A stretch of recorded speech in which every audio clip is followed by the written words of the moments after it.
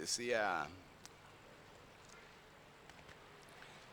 mi madre tiempo atrás que son los hijos los que al final lo corrigen a uno.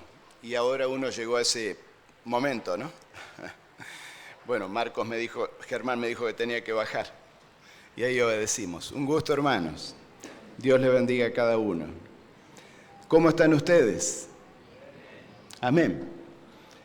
Cuando fui pastor en Mendoza, en una de las oportunidades, fuimos 2 veces pastor en Mendoza ahí con mi esposa, un joven predicador de 13 años, hijo de un ingeniero de Guatemala, que estaba haciendo un doctorado en ingeniería, él predicaba hermosamente. Y entonces nos enseñó un saludo a todos allí.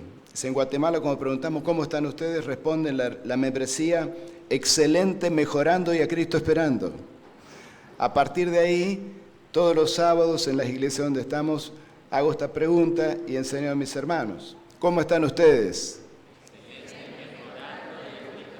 Excelentes, son muy inteligentes para aprender rápidamente. Más fuerte, ¿sí? ¿Cómo están ustedes, hermanos?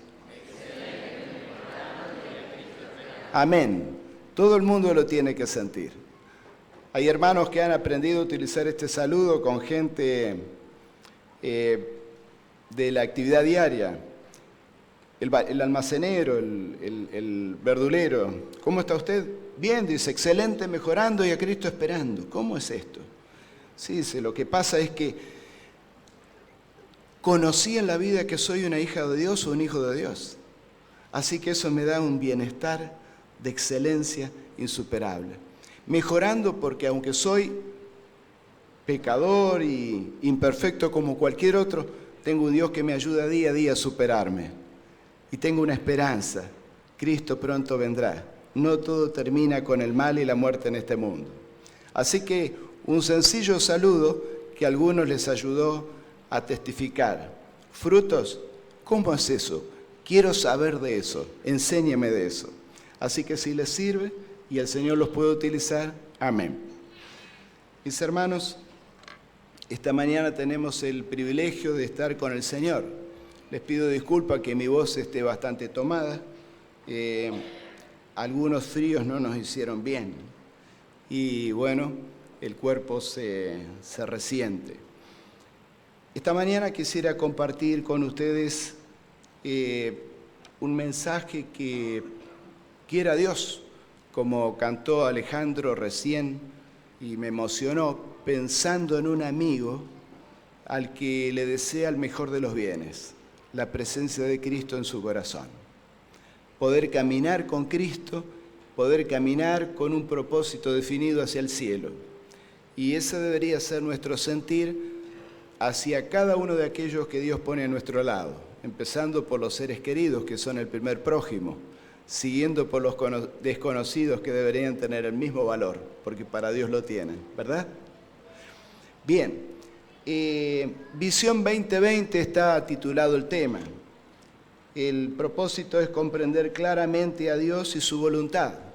Visión 2020 es la iniciativa mundial para la eliminación de la ceguera evitable.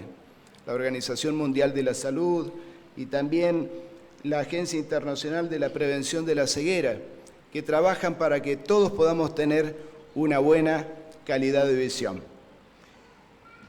Diferentes manifestaciones de la vista se nos dan. Tenemos allí así el astigmatismo, ¿no es cierto?, que algunos lo hemos padecido en algunos momentos. Es la curva irregular, ¿verdad?, de la córnea, y presenta los objetos algo deformados, ¿no? También la miopía, ¿verdad?, que es la curvatura excesiva del cristalino y no permite así que se enfoque claramente la visión. La presbicia, y en esa etapa estoy, dicen que empiezan después de los 40.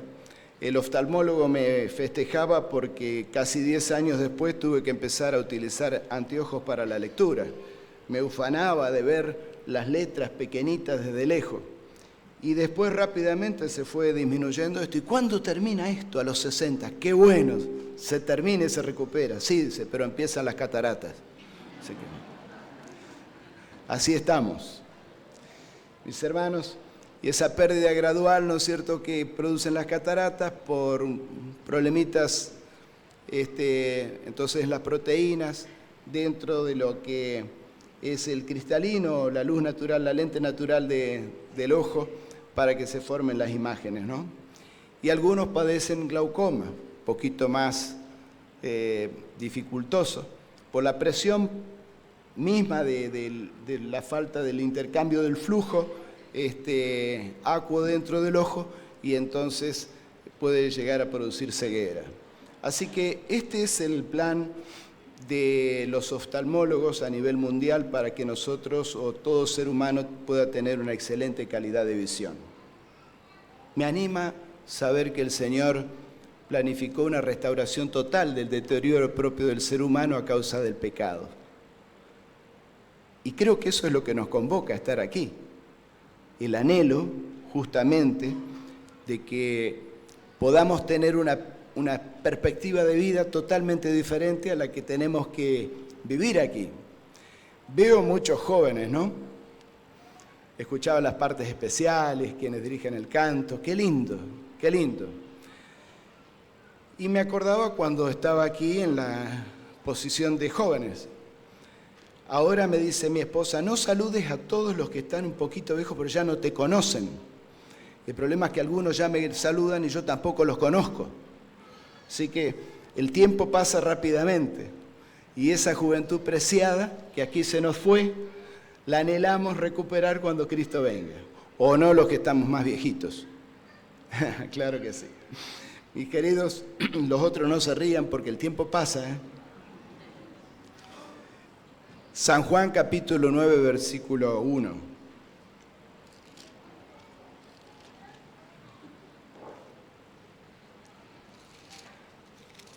Vamos a utilizar bastante el libro de San Juan. Quiero decirle que hay bastantes textos también para considerar. A fin de que ustedes no tengan que buscarlos, le pedí a Gabriel que subiera a la pantalla algunos que se salen de San Juan. Así nos quedamos más o menos en el libro de San Juan. Dice allí, al pasar Jesús vio a un hombre ciego de nacimiento. Qué terrible experiencia era en aquel tiempo para un hombre ser ciego. Estaba condenado a ser un mendigo. La ceguera tampoco es una imposibilidad para la vida. En aquella época que no habían los avances tecnológicos que podían ayudar a alguna persona a recuperar la vista que había perdido, son importantes. Pero esto había nacido ciego. Yo conocí a un señor que le decíamos el tío. Era muy chiquito, pero iba y me subía unos escalones para pedirle que él me diera las golosinas, porque todo chiquito quiere gustar de golosinas. Así que él me daba lo que yo le pedía y cuando me lo ponía ahí, dice, ¿te di bien? Sí. ¿Cuánto es? Tanto. ¿Cuánto me diste? Tanto. ¿Te di bien el vuelto? Sí. Jamás me atreví a quedarme con un centavo. Aquel hombre vivía de su trabajo atendiendo un kiosco y confiaba en que el cliente era honesto. Yo no sé si eso pasaría hoy, pero qué impresión produjo el resto de mi vida. No hay cosa que impida que nos podamos desenvolver en la vida por nuestros propios medios con la ayuda de Dios. Así que deberíamos alentarnos porque a veces nos viene el bajón, ¿no? ¿Y cómo voy a hacer yo ahora con este impedimento? No, para Dios no hay impedimentos. Para Dios solamente hay posibilidades. ¿Y por qué posibilidades? Por lo que vamos a ver ahora. Mis queridos,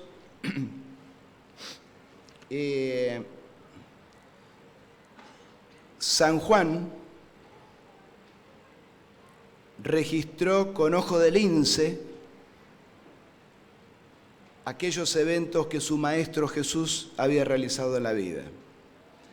Él escribió allí en su libro, al final de todo en San Juan, el capítulo 21 es el último, versículo 25, lo siguiente. Hay también otras muchas cosas que hizo Jesús, las cuales si se escribieran una por una, pienso que ni aún en el mundo cabrían los libros que se habrían de escribir. Amén. Qué maravilloso, ¿no?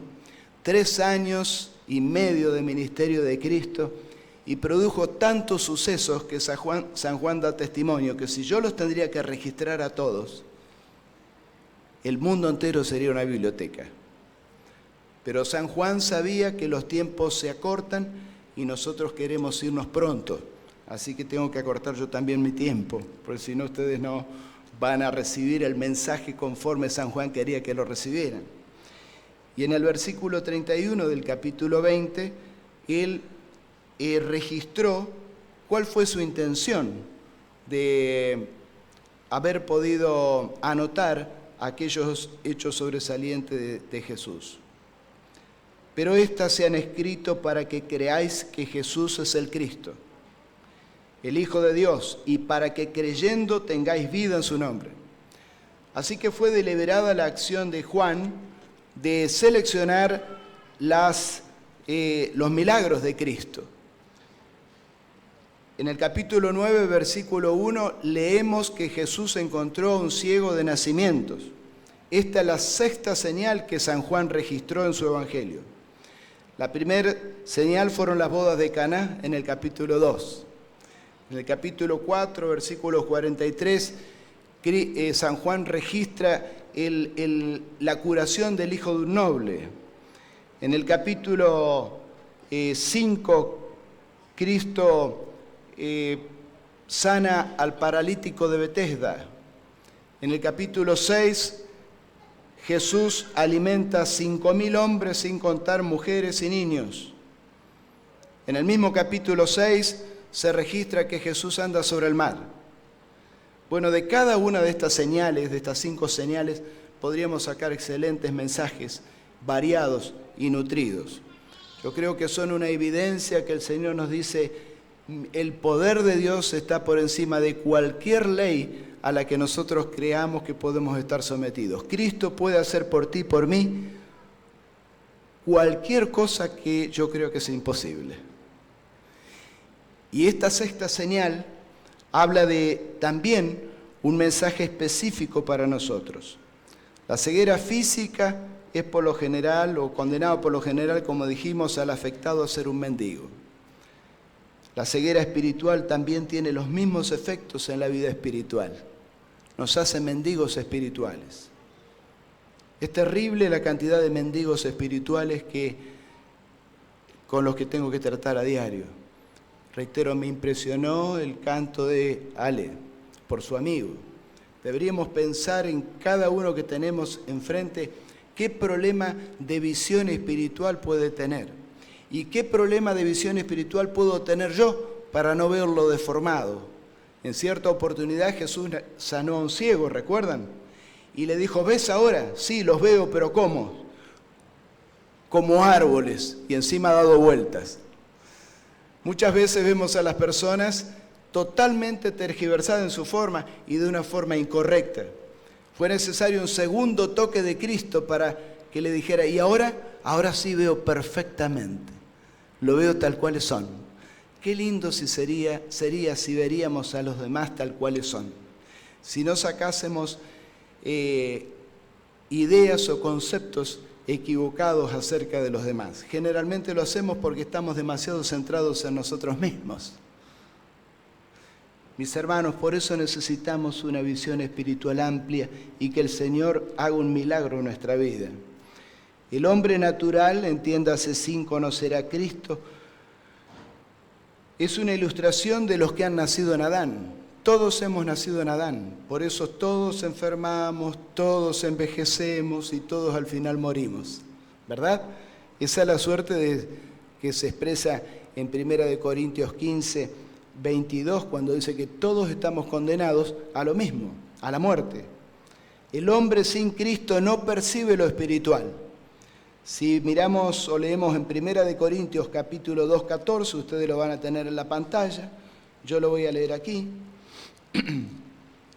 1 Corintios 2, 14 dice lo siguiente, mis hermanos: pero el hombre natural no percibe las cosas que son del Espíritu de Dios, porque para él, ¿qué son? Locura.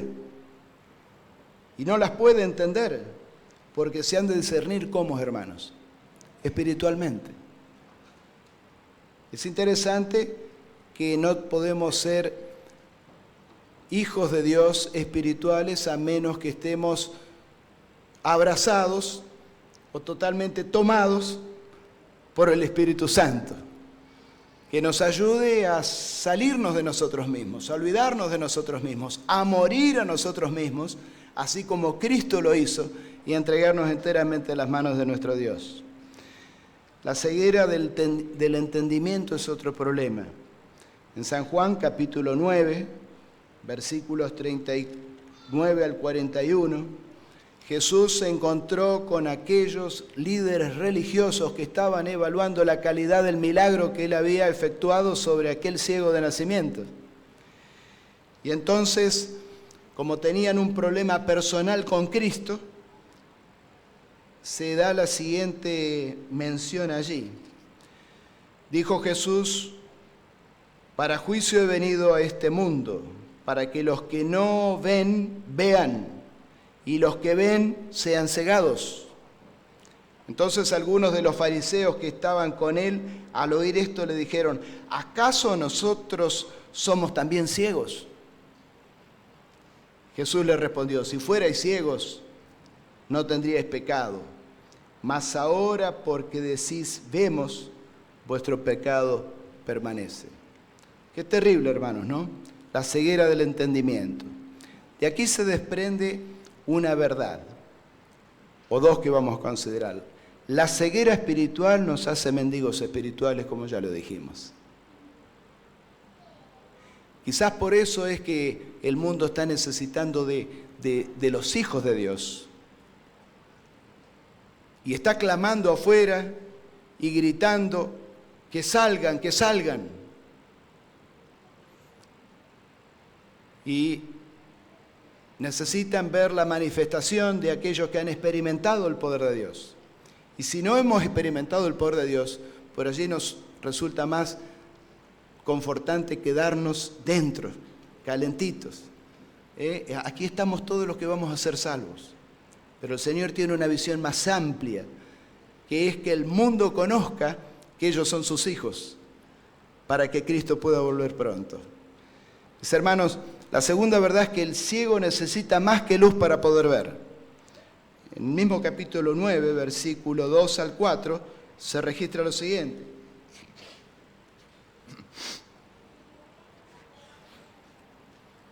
Le preguntaron sus discípulos diciendo: Rabí, ¿quién pecó, este o sus padres, para que haya nacido ciego? Respondió Jesús: no es que pecó este ni sus padres, sino para que las obras de Dios se manifiesten en él. Alguna versión popular dice: nació ciego para que todos vieran el poder de Dios en él. Bueno, no saquemos una mala conclusión de que Dios permite que algunos nazcan ciegos, sordos o con deficiencias, para que en algún momento, claro, Jesús ya se fue al cielo, ¿no? Qué bien sería si estaría en la tierra y sanara a todos. Entonces el poder de Dios se manifestaría en él. La cosmovisión es otra aquí. La ceguera de este que, afectado por el pecado, nació así, condenado a ser ciego, permite a Dios que los demás vean el poder del milagro que Dios está realizando en su vida. Pero como todos nacemos ciegos espirituales, hermanos, a causa del pecado, Dios quiere manifestar en tu vida y la mía el poder de la sanidad del alma espiritual, para que todos sepan que ahora nosotros tenemos un propósito de vida digno en el Dios que es nuestro Padre y nuestro Salvador. ¿Amén? Claro que sí. Tenemos que tener nuestro testimonio de lo que Dios ha hecho en nuestra vida, de que estando perdidos, no sabiendo a dónde íbamos, de dónde veníamos y para qué estábamos, ahora el Señor nos salió al encuentro y ahora sí, yo sé que nací con un propósito, como escribió en su canción Ale. El propósito de haber sido creado para vida eterna. El propósito de poder vivir con un sentido que me llena de felicidad, de gozo. El propósito de saber que aunque en este mundo todavía el pecado me deteriora, yo puedo tener un estímulo constante porque voy hacia una restauración total en Cristo Jesús. Amén. no todo está perdido. Un ciego no puede ver la luz, pero tampoco puede negarla. También, hermanos, el hombre necesita más que luz, necesita la vista para poder apreciarla. Así que de aquí sacamos una lección: no podemos salvarnos sin luz. El libro de San Juan, capítulo 12, versículos 36 al 40, se ratifica la pretensión de Cristo de ser la luz del mundo, que de paso lo dice en San Juan 1:9. Él era la luz y a este mundo vino para ser la luz. Y aquí en San Juan, capítulo 12, versículo 36 al 40, dice lo siguiente: estas cosas habló Jesús y se fue y se ocultó de ellos. Pero a pesar de que había tantas señales delante de ellos, no creían en él. Para que se cumpliese la palabra del profeta Isaías que dijo: Señor, ¿quién ha creído a nuestro anuncio? ¿Y a quién se ha revelado el brazo del Señor? Por esto no podían creer, porque también dijo Isaías: cegó los ojos de ellos y endureció su corazón, para que no vean con los ojos y entiendan con el corazón y se conviertan y yo los sane. Mis hermanos, el Señor quiere que andemos en su luz, pero el problema nuestro del ser humano es que queremos generalmente andar en nuestra propia luz. En los versículos 44 al 49 se dice: Jesús clamó y dijo: el que cree en mí no cree en mí, sino en el que me envió.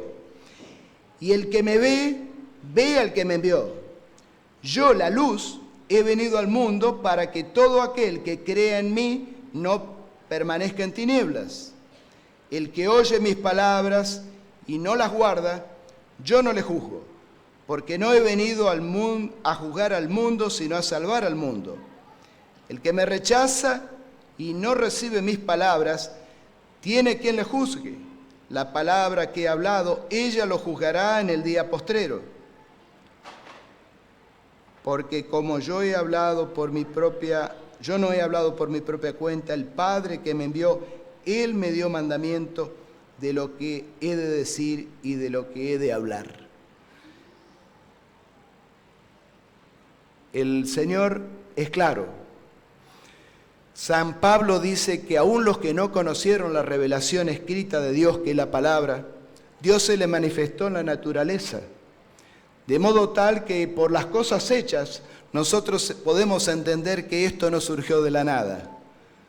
Hay una mente inteligente que lo creó todo y lo sujetó a leyes maravillosas para que nosotros podamos estar con nuestros pies seguros sobre esta tierra. Pero si la mente se cierra, entonces no tiene posibilidad la naturaleza, ese segundo libro de Dios, que es el amplio, de darnos a conocer la existencia del Creador. Así también, si nosotros conocemos la revelación directa de Dios, que es su palabra, pero nuestra vista espiritual no logra ver a Cristo, y Cristo revelando al Padre, podremos tener el conocimiento de la luz, de la doctrina, pero nuestros ojos estarán cerrados a esa luz. Necesitamos que Cristo sí o sí abra nuestra vista espiritual para poder comprender la magnitud de la belleza de la verdad revelada acerca de Dios y de su persona para con nosotros individualmente. Mis queridos, se necesita la vista de San Juan 12:41, porque allí dice Isaías dijo esto, lo que acabamos de leer, cuando vio su gloria y habló acerca de él. Isaías no pudo hablar acerca de Dios, ni pudo dar a conocer la revelación de Dios hasta que no vio su gloria. Así también nosotros no podemos testificar quién es Cristo si no lo hemos conocido, si no hemos visto su gloria, si no hemos visto el impacto de su gloria en nuestra vida, que transformó nuestra manera de pensar y nuestra manera de vivir, por supuesto, en el actuar. Se necesita la vista de Isaías Se necesita el toque del Maestro. Satanás no puede apagar la luz. Satanás no puede negar la verdad revelada de Dios. Nos guste o no nos guste, Cristo vendrá. Querramos creerlo o no, Cristo creó el mundo y creó el universo y lo sostiene. Cristo vino y murió por nuestros pecados. La historia lo registra. Queramos creerlo o no. Cristo prometió volver y vendrá. La historia no es otra cosa, ¿no es cierto?, que el cumplimiento de la profecía revelada. La verdad brilla. El diablo no la puede apagar, pero sí puede cegar la vista. Y lo dice allí en 2 Corintios, capítulo 4, versículos 3 y 4. Ustedes lo van a leer en pantalla.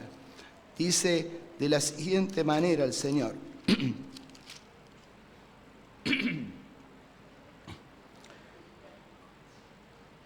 Pero si nuestro evangelio está encubierto, entre los que se pierden está encubierto, en los cuales el Dios de este siglo, entiéndase el diablo, el príncipe de este mundo, cegó el entendimiento de los incrédulos para que no les resplandezca la luz del evangelio de la gloria de Cristo, el cual es la imagen de Dios. Mis queridos, se requiere más que predicación para que se reciba a Cristo. No importa la cantidad de luz que haya, como la tenían también allí los fariseos, los doctores de la ley, los sacerdotes que estaban juzgando al Maestro, pero sin embargo no creían en él. Tenían el conocimiento pleno de la verdad. Lo tenían, intelectualmente lo tenían, pero estaban en plena oscuridad espiritual. Si hay ceguera, la luz no ilumina. Se puede predicar la verdad, pero solo el poder del Espíritu Santo la hará brillar. En San Juan concentra esta verdad de Cristo como la luz del mundo y la obra completa de Cristo, del Padre y del Espíritu Santo. San Juan 14, 26 lo registró claramente cuando dice así: mas el Consolador, el Espíritu Santo, a quien el Padre enviará en mi nombre, Él os enseñará todas las cosas y os recordará todo lo que yo os he dicho. Qué lindo recordar los versículos bíblicos. El problema es que muchas veces no nos hacen efectos en los momentos cruciales que los tenemos que aplicar. Y aquí está hablando que el Espíritu Santo sí hará que los versículos bíblicos sean parte de nuestra vida misma para aplicarlos en todo momento. Y ellos nos den entonces paz y certeza de dirección divina. San Juan 16, versículos 7 al 15, Jesús registró lo siguiente. Dice así: pero yo os digo la verdad, os conviene que yo me vaya, porque si no me fuera el Consolador no vendría a vosotros, mas si me fuera lo enviaré. Y cuando Él venga, convencerá al mundo de pecado, de justicia y de juicio. De pecado por cuanto no creen en mí. La Biblia dice que el diablo o que los demonios creen y tiemblan. Pero solo creer no alcanza. Hace falta darle cabida a la creencia en permitir que Cristo transforme esa creencia en fe y en actos de obras, ¿no es cierto?, que muestren que tenemos fe en Él. Dice allí: por cuanto no creen en mí. De justicia, por cuanto voy al Padre y no me veréis más. Es por fe que tenemos que esperar la conducción divina día a día. Y de juicio, por cuanto el príncipe de este mundo ya ha sido juzgado. El que te ocasiona problemas y dificultades será destruido. Él quiere que tú seas destruido con él también. Pero Dios está luchando para que tú y yo no seamos destruidos con el diablo, sino por el contrario, tengamos vida eterna. Aún tengo muchas cosas que deciros, pero ahora no la podéis sobrellevar, dijo Jesús. Pero cuando venga el Espíritu de verdad, Él os guiará toda verdad, porque no hablará por su propia cuenta, sino que hablará todo lo que oyere y os lo hará saber, las cosas que habrán de venir. Él me glorificará porque tomará de lo mío y os lo hará saber. Todo lo que tiene el Padre es mío. Por eso dije que tomará de lo mío y lo hará saber. A través de Cristo tenemos una revelación de Dios como amor y como un Dios justo y un Dios de vida. Y Dios quiere que nosotros participemos de esa obra suya en la salvación. Mis queridos, hay un consejo que el Señor nos da en su palabra. San Lucas lo registró. San Lucas capítulo 11, versículos 33 al 36, ustedes lo leerán en pantalla. Jesús dijo lo siguiente allí: nadie pone en oculto la luz encendida, ni debajo del almud, sino en el candelero, para que los que entran vean la luz. La lámpara del cuerpo es el ojo, tu ojo, mi ojo. Cuando tu ojo es bueno, está sano, visión 20/20, también todo tu cuerpo está lleno de luz. Pero cuando tu ojo es maligno, está afectado por alguna anomalía de la vista, también tu cuerpo está en dificultades, está en tiniebla. Mira pues, no suceda que la luz que en ti hay sea en tinieblas. Así que si todo tu cuerpo está lleno de luz, no teniendo parte alguna de tinieblas, no hay lugar para cristianismos a medias, hermanos. O somos cristianos o no lo somos.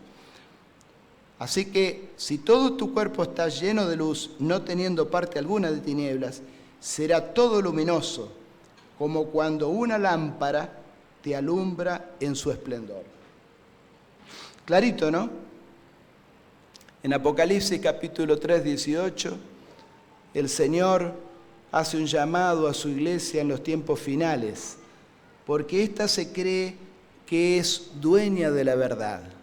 Se cree ser muy creyente, tener mucha fe en el Señor. En definitiva, tanto se cree que el Señor está en deuda con la persona. Eso es salvación por obras y no justificación por fe.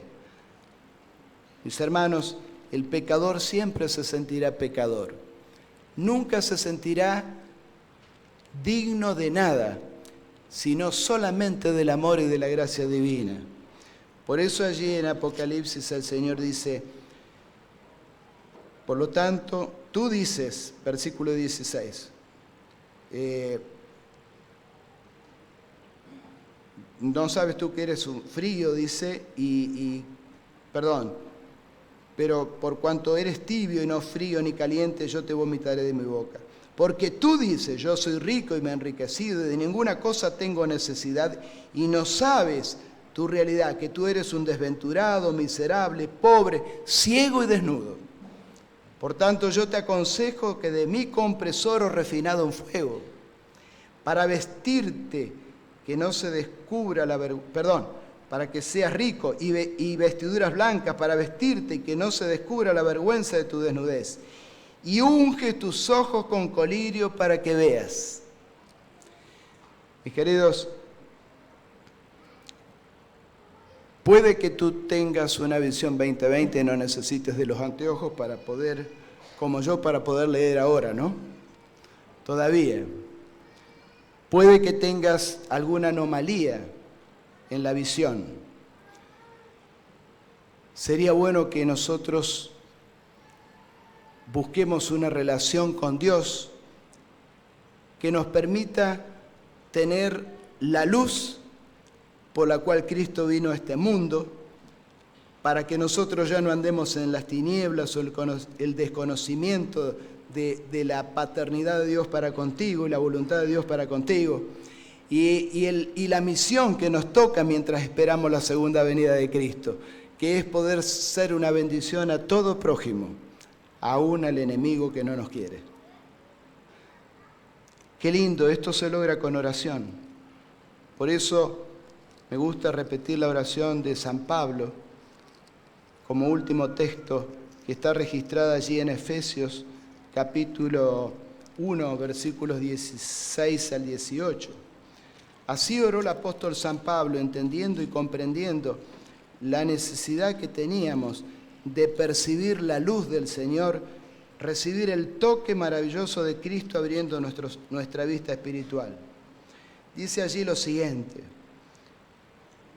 capítulo 1 de Efesios, versículos 16 al 18. No ceso de dar gracias por vosotros, haciendo memoria de vosotros en mis oraciones, para que el Dios de nuestro Señor Jesucristo, el Padre de gloria, os dé espíritu de sabiduría y de revelación, de visión, en el conocimiento de Él, alumbrando los ojos de vuestro entendimiento, para que sepáis cuál es la esperanza a que Él os ha llamado y cuál es la riqueza de la gloria de su herencia en los santos. ¿Cuál es la esperanza que motiva tu corazón? ¿Has tenido una visión de Cristo? ¿Conoces la verdad, pero vives a la luz de la verdad? ¿Están abiertos tus ojos? ¿O estás reclamándole al Señor que todavía estás en la nebulosa espiritual? No sabes para qué estás ni a dónde vas. Estás aquí, pero aún no sientes el gozo de ser un hijo de Dios. Necesito diariamente pedirle al Señor que ponga su mano milagrosa sobre mis ojos. Porque cuando me quito los anteojos ya no veo las letras. Cuando me descuido un momento, también se me desdibuja el Señor. ¿No será que tú tienes la misma experiencia o estás viviendo lo mismo? Necesitas decirle a Jesús, por favor, ayúdame a comprender que tú eres el Dios capaz de conducirme por este tortuoso mundo y llevarme gozoso a la salvación que tú mismo me darás. ¿Cuánto estamos necesitando, hermanos, de ese toque? Amén. Permítanme orar. Señor, abre nuestros ojos a la luz de tu verdad. Tú eres la verdad, la revelación de tu propio carácter amoroso que está totalmente involucrado con toda la creación de las cuales somos parte, Señor. Habiéndonos perdidos dentro del universo, tú estuviste dispuesto a morir por nosotros para que tengamos la oportunidad de que tu propósito se cumpla, que seamos felices y tengamos vida eterna. Por amor de tu nombre, ayúdanos a andar en este mundo a la luz de tu verdad y ser dignos representantes de la luz mayor que es Cristo Jesús nuestro Salvador. En su nombre lo pedimos. Amén. Dios les bendiga, hermanos.